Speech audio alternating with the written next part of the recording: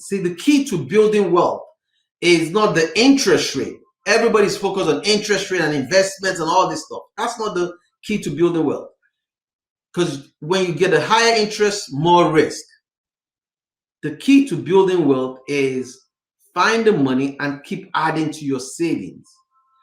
You keep adding it to your savings, it starts growing. Plus, then you're getting compounding interest on that savings. So the reason I like life insurance is because I know the interest I'm going to get, guaranteed. Mm-hmm. So the key is I'm packing my money in insurance. In that way, when an opportunity comes where I could buy low and sell high, I could jump on it quick by borrowing from my insurance to do it. Wow. Little toughness. Got challenges that you're going to run across. Welcome to another episode of Elite Psyche. I want her his ability. His ability. Because I could give you their golf club. You're not going to know what to do with it. You'll be playing around. That's the same. I'll pick the ability all day long. So when it comes to the financial world, because everything we're doing is a game. We're in a championship game. So when it comes to the financial world, I walk into a financial institution, Merrill Lynch, Bank of America, investment, real estate office. Everybody want to sell me a club product. Buy this real estate and build wealth. Buy this and build wealth. Buy CD, buy mutual fund, buy stocks. Those are all golf clubs. And people buy these things that they don't even know how to play. And they like, I don't know about it. Bitcoin, buy Bitcoin. Oh, it's making money. And everybody jump in. So when they walk with me, the first thing we do, we're going to go out on the field and perfect your swing first. How to swing the golf club. We're going to perfect that first. And then once we perfect it, then we'll go to the clubhouse and find a golf club that fits your goal. Because your goal is different from her goal. Okay. So building wealth, and you talking to them about building wealth, and you're gonna get them to perfect that club swing. What is that? Give me an example of building wealth, perfecting. Is that deciding on what you're gonna buy? Deciding on No. So good, man. That's a good question. So the first thing is to understand where we're losing money. For example, one thing that I do is I look at my clients, their overall finances, right? And the first question I ask somebody is, all right, let me ask you the same question.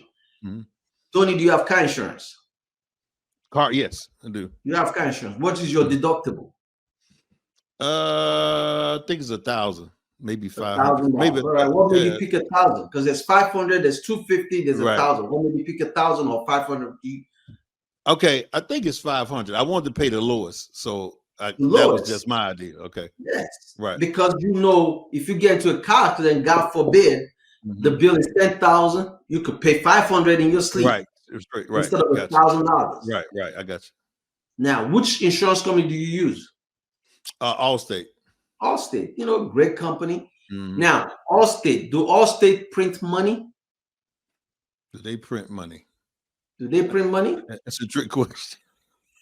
I don't know what they're doing. I don't know what they're doing behind the scenes, but I don't think they print money. They don't print money. Okay, good. Okay.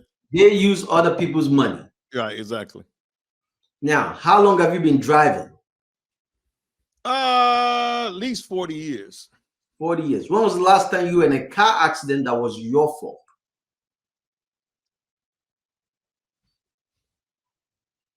I don't think I ever had one that was my fault. Okay. See? Great. So, Allstate came to you, a great driver. You've never been in an accident for 40 years. Simple math with that, right?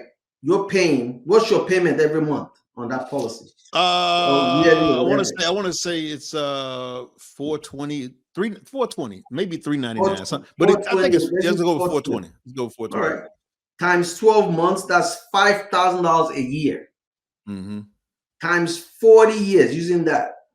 That's $201,000 that you're gonna give to Allstate, and you've not been in one accident. No one accident, right. Hold on. I remember a guy telling me this.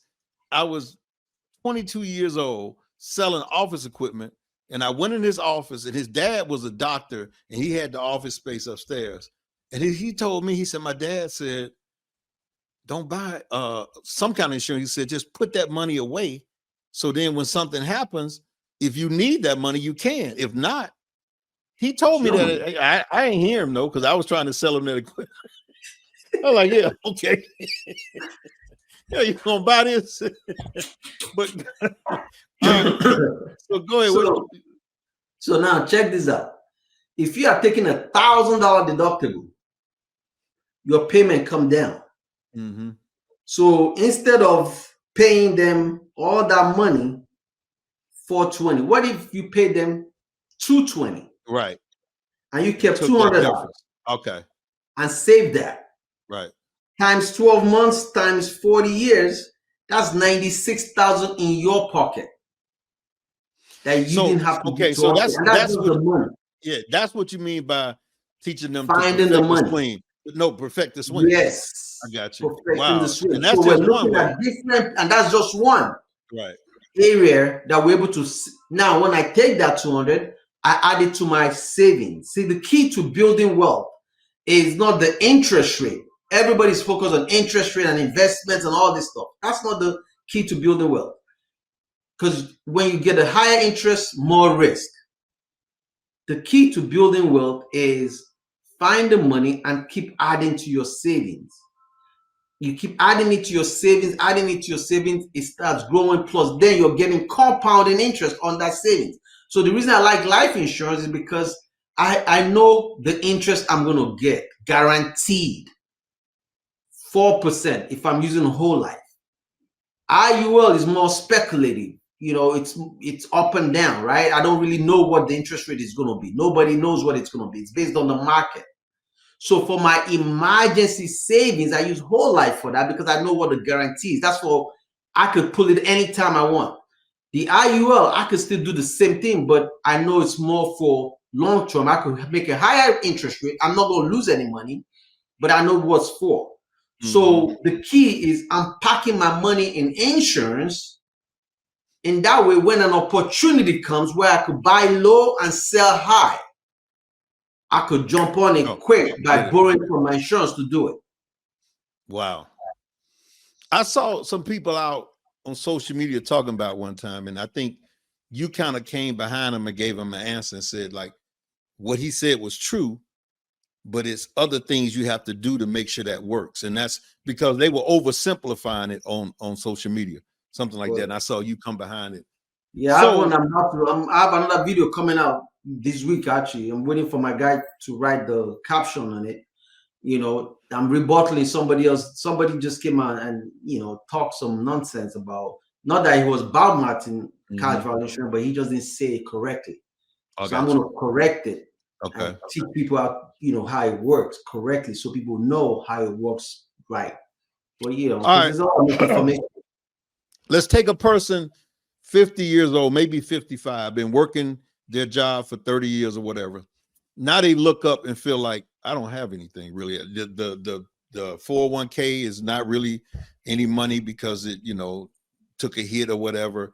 Or you like the guy that we saw on that worked for Yellow Freight Trucking Company, and they filed bankruptcy 2 or 3 times, and I guess on the 3rd time, the government says, if y'all owe us, we taking all the pensions. So they took his pension. He had been working there 30 years, and because Yellow Freight didn't manage their money right, and the government had to come bail them out, they have the authority now, or they have somewhere in the laws or the rules says they can, all the pension money that is going to pay out, we got to get that. So this guy been working there for 30 years. He has no pension. What do you say to a guy that's 55? How does he go from there to get some money? How does he go from there? Man, you know, if he's still working, you know, because that's the key. Income got to keep coming in. Okay. You know, then we need to revisit and start saving somewhere. Start saving up. In insurance, though. You say in insurance. Yes. Okay. You got to do insurance. So a 55-year-old can get a policy. What would that be like? It all depends on how we structure it, right? And what we're doing. So it's kind of hard to get. And then I want to look at other things like debts that he has. Mm-hmm. He might have credit card debt. He might have a card debt. He might have student loan. All these things. So I have to look at all those areas and then see how he's paying those bills, because most people make extra payment on debt, right? Because they've been told make extra payment, pay off your debt quicker, all that. My take is different. Pay minimum payment. Well, what? Minimum payment? Yes, pay minimum. Don't make extra payment on your debt. Don't do that.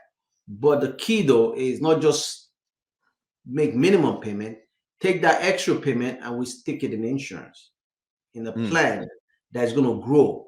And then we're going to still pay off that debt even faster. Now you're using your money twice.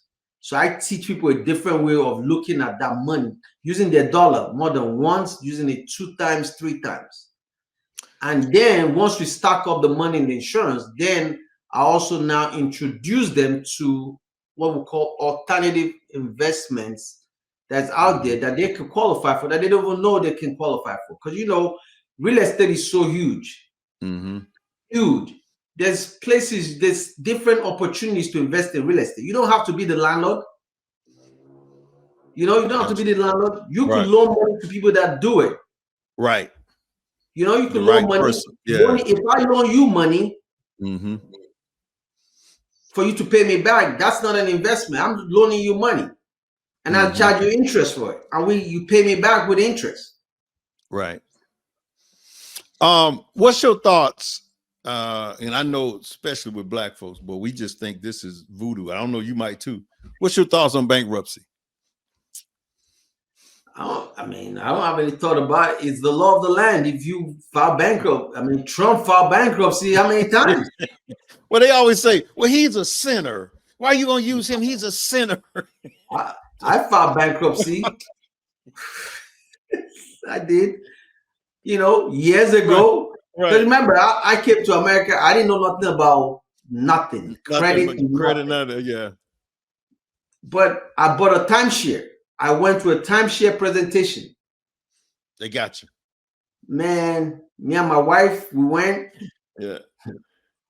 They gave me rice and stew.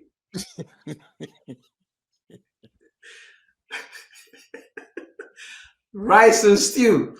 I'm like, white people eat rice and stew because we're all white. And I was signing. We signed, and then I realized, wait a minute, you ain't got papers to travel to the Bahamas. How are you gonna go to the Bahamas on this timeshare? It sounds so good while they was pitching it, man. Man, it sounds good. Oh God, I checked in a hotel twice in Orlando, and I got a big discount online. When I got there, they told me that the reason I got a discount, I got to go. Listen, I said, "Oh no, get discount." I've done that too many times. I'm not going in there to listen to it. Put it back in the regular rate. Put it back. Thank you. Pay for me to. If you want me to listen to a presentation, fly me in. Pay for my hotel. I'll spend the whole day with you. Yeah. Because you be sitting in there thinking, boy, this makes sense. They are the best salespeople. Oh, the way they train them. God, whoever does that, man, it's like. So I understand now that it's a lot of, it's a big business now with attorneys who are getting people out of those timeshares.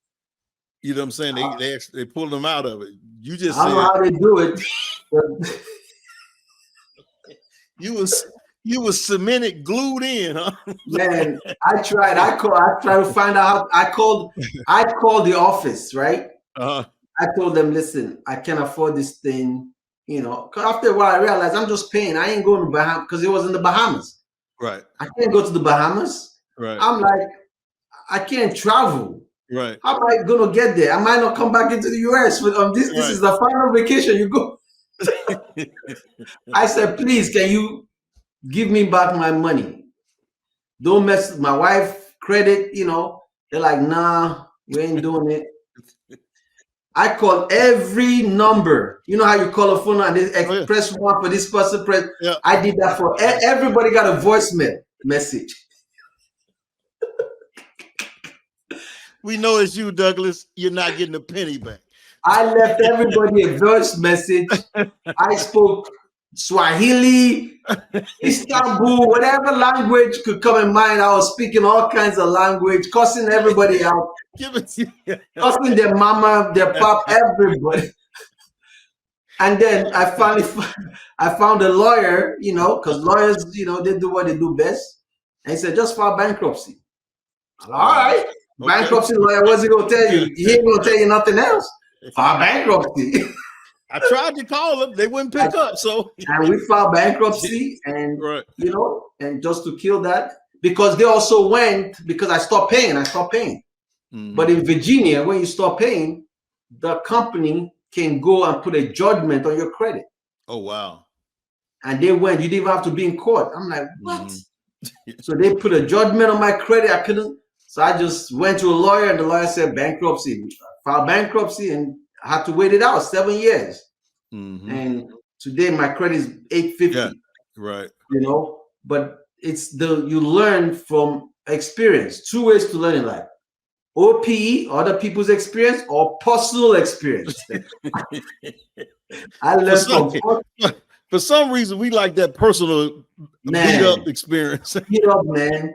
Let's get beat up out here. So bad, bro. Yeah. It was crazy. So I learned my lesson about timeshare. I stay away from it. I don't even you call me about I'm hanging up. I go on vacation, I don't even, my ears like go like this, it blocks out. I don't want to hear nothing. I don't know how good it sounds. I don't care. I am buying. Thank you. I told her later, I'm not going in there. Put me back at the regular rate. I swear. I don't care if lawyers are getting people out of it because ain't nobody. You know, I can call the companies. I told you, oh, we could buy your timeshare back. I called them back there. Ain't nobody. Nothing. They ain't buying nothing. They want to get your money some more. This is America, man. Everybody want to get your money. Hey. So give us your last, you know, to the people listening, what do you want to tell them that they need to know when it comes to insurance? Well, first of all, tell them how to reach you, then tell them that. Yeah, first things first, get my book that's behind me. It's called Creating Generational Wealth. Okay. I talk about insurance in that book. I talk about trust. I talk about wills. I talk about things, you know, buying a house, how to properly structure your house, you know, how to set up a business correctly. I talk about all that. I also educate you about insurance so you know more about all that stuff. Okay. I have a second book coming out now called Preserving Generational Wealth. Because first you create it, now how do you preserve it and control it from the grave so that the right children will be able to keep it in the family for generations to come. So that one, people could pre-order that right now at $17.99. Should be coming out this month of February. We're finishing up everything on it. You know, you could go to buildwealthwithdouglas.com to book a one-on-one session with me and you're going to be meeting with me. No, my assistant, nobody. One-on-one, you know, right. And I have different links on there where you could tap my brain, pick my brain, whatever you want to do. Go in there, it's on there. Build Wealth with Douglas. I'm going to put it on here, you know, so on the chat bar. So you could, you know, buildwealthwithdouglas.com. You can find me on all social media, Instagram, Facebook, YouTube, wherever. So much information. You're on TikTok. TikTok, yeah, I post there too. You know, I got you. All right. Yeah. So give us a closing statement about insurance. Why should people take this cash value thing you're talking about?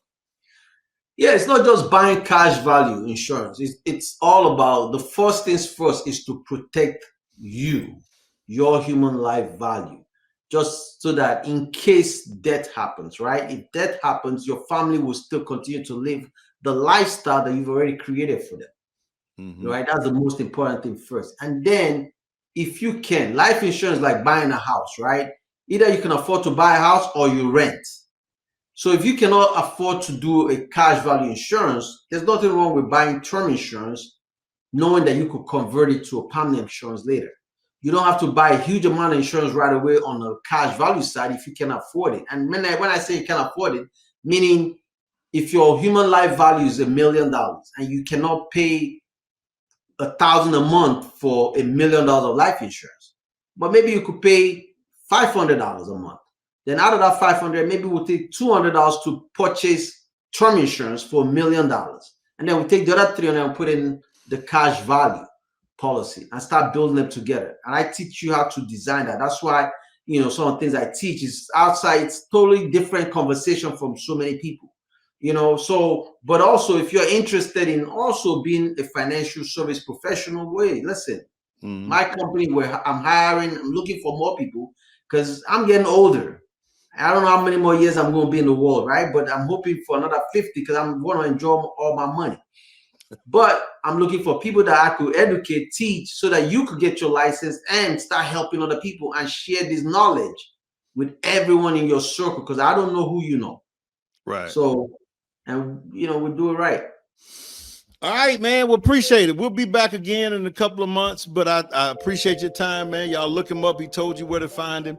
And this is another episode of Elite Psyche. We trying to get to, no, not trying. We're going to get to 10,000 subscribers. We got about 7,000 now. We need 3,000 more. Let's go. Go like, join, all that stuff, and let's make it happen. But we out of here. Talk to you later. Bye. Make sure that you like and subscribe and hit the all button and all that kind of stuff, because we're going to have a lot of good interviews on this podcast.